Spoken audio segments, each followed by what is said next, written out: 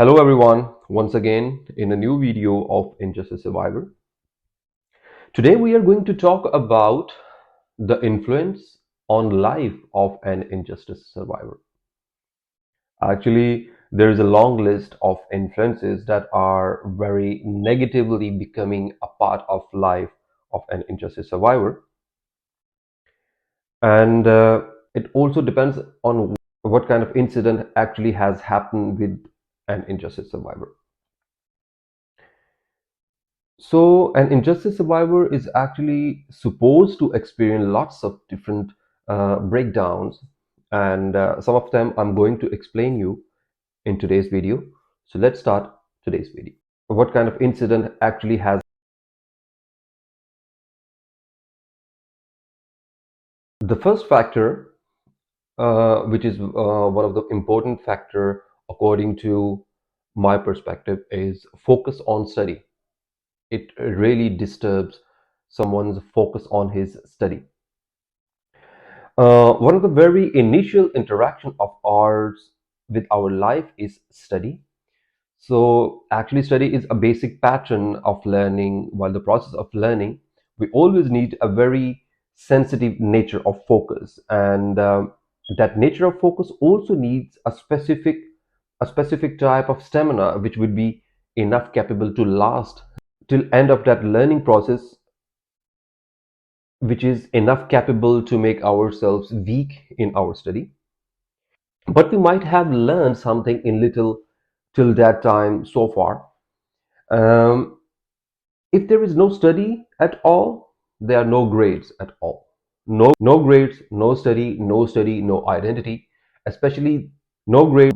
Then these type of horrible words we need to hear and face in today's world. So it doesn't matter how good the study and educational system is. So without study, we have to face an unhappy and disappointing ending anyway.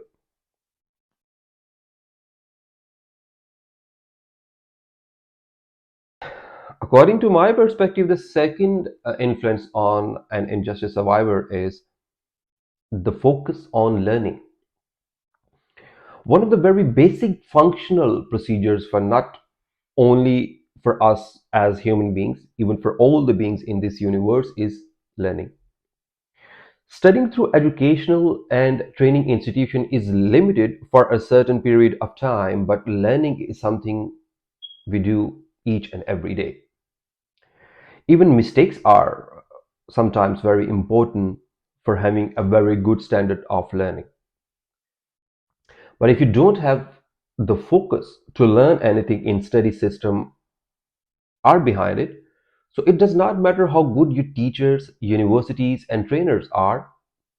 For repairing the focus, we have to attend sometimes then psychiatrists, psychologists, and therapists.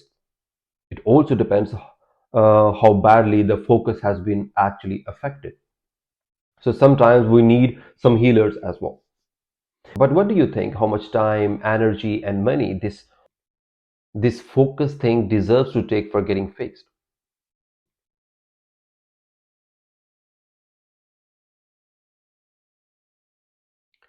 Another one of the very important aspect uh, is spirit of life. We also need to understand what is actually the spirit of life.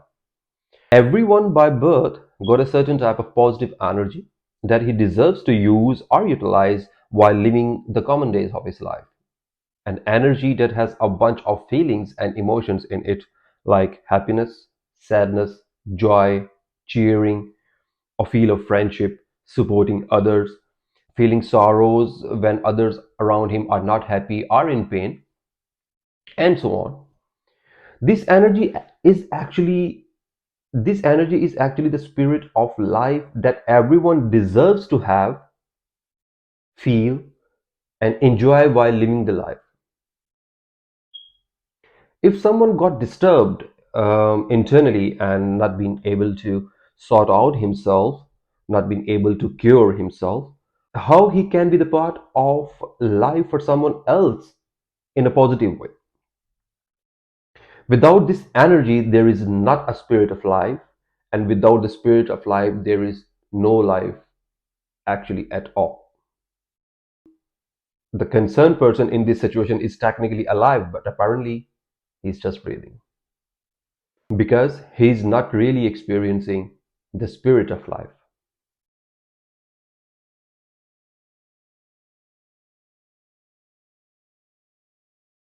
One of the very common influence an injustice survivor can have, and it gets triggered very quickly. It's very easy in this kind of situation, in this kind of position, to experience this another negative feeling, and I'm going to call it an anxiety. Every day and all the time, experiencing the same negativities gives birth to a new negative feeling, which is called an anxiety. When consistently you are struggling with different type of small negativities or different type of small negative feelings like unhappiness, sorrow, being down, laziness, inattentiveness, and alone, so all of these elements build a new body of expression, which is which we used to call as anxiety. Of course, what we feel no one knows, but all of these small negative feelings portray a ray of expression on our face, which people can see and ask us, why are you upset? So this was for today's video. Of course, there are a lot more other influences I'm going to explain to you, and that is we are going to discuss in our next video as well. So let's meet up in our next part of the video with some new points and new topics. Thank you. Till then, goodbye.